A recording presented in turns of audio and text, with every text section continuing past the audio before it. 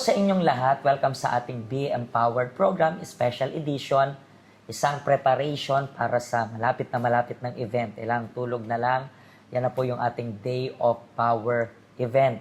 Na kung saan I believe bawat isa sa inyo na sumubaybay nitong buong week nating episodes ng Be Empowered. Nakakita po kayo ng mga taong gumamit ng faith nila sa oil, sa pananampalataya rin nila sa Diyos, and then tumanggap sila ng himala, mga pagpapala. And today, meron po tayong special guest na mag-share rin po ng experience nila while using yung holy oil na ito. At kasama po natin, ano po pangalan nyo? Helma Habonetti. Ma'am Helma, gano'n na po kayo katagal na OFW? 23 years. 23 years! Wow! Grabe, 2 dekada, pas 2 dekada. Yes, So maraming experience. At taga saan po pala kayo sa Pinas? Iloilo. Sa Iloilo. And within this 23 years, dito lang? Or iba? Dito lang. Dito lang, Hong Kong lang. Wow. Eh, nakailang amo na rin kayo? Dalawa. Dalawa Mag-family lang sila. Anak at saka... Para lahat sila konektado Oo, lang rin. oo.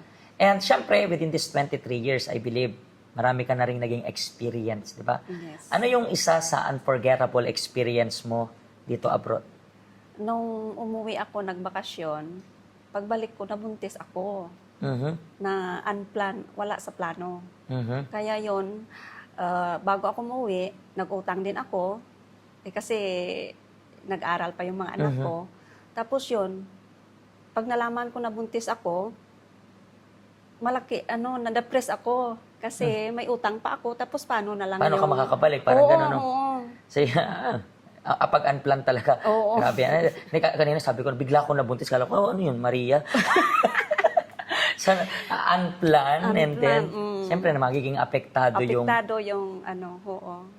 Tapos yun, pero okay naman sa amo ko. Sabi niya, wag ako daw mag-alala. So, kahit buntis ka, nandito ka that time? Oo, 7 months yung buntis ko bago nila ako pinauwi. Pinauwi ka rin nila. Kala ko Oo. dito ka na rin ng anak. Hindi. Sa Pinas ka pa rin ng Oo. anak.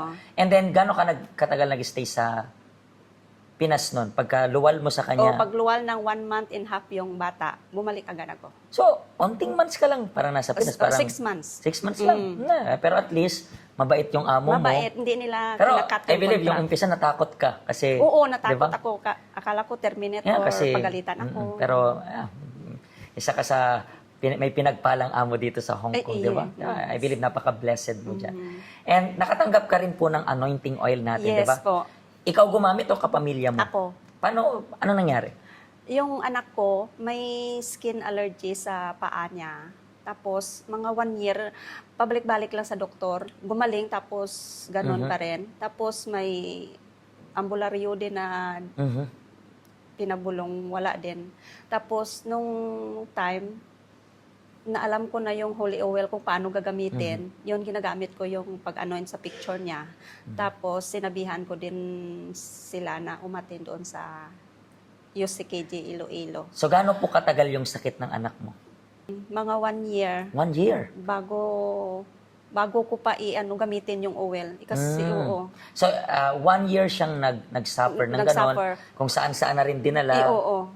Doktor, ospital, albularyo, pabulong. May pasigaw, wala naman. Wala na. Pabulong lang. Oo. Kasi minsan ginagamit itong oil na to. May naalala ko one time, sinasabi nila, paso ginamit ko yan sa hilot and then okay naman ako. Sabi nga natin, it's not naman, wala namang rule sa paggamit ng oil, di ba? It's gonna be according sa pananampalataya mo. And then yung inanoint mo yung picture lang, 1 week po, Pastor. Wala. Yung Gumaling na? Gumaling. so within 1 week. Yes. So tingnan ninyo. So maraming salamat sa Diyos kasi Tapos ginamit hanggang mo yung ngayon, faith mo.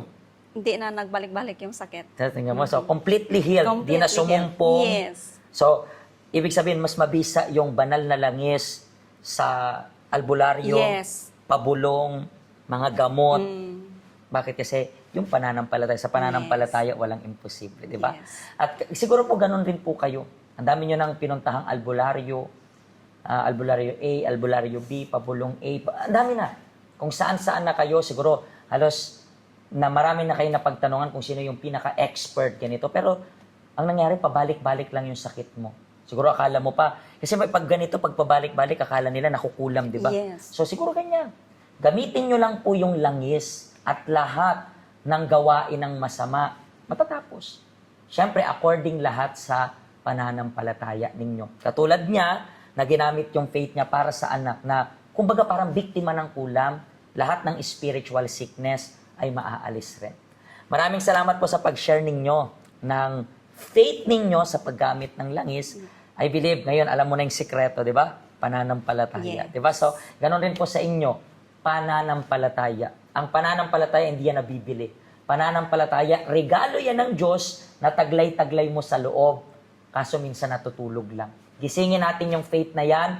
This coming Sunday, ito na po, Day of Power. Makikita nyo po na yung pananampalataya nyo pala, hindi dapat pinatutulog. Yung pananampalataya nyo ginigising para ma-experience ninyo yung himala, pagpapala at kapangyarihan mula sa Panginoon. So please, kung gusto nyo pong magpa-reserve ng oil ninyo, scan nyo lang po yung QR code na ito. Okay? Makita-kita po tayo Sunday na sa ating Day of Power event.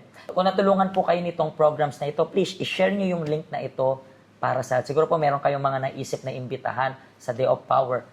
I-comment mo sila, itag nyo sila dito sa comment section para marinig rin nila itong wonderful na story na to. Pagpalain po kayo ng Diyos. See you next time.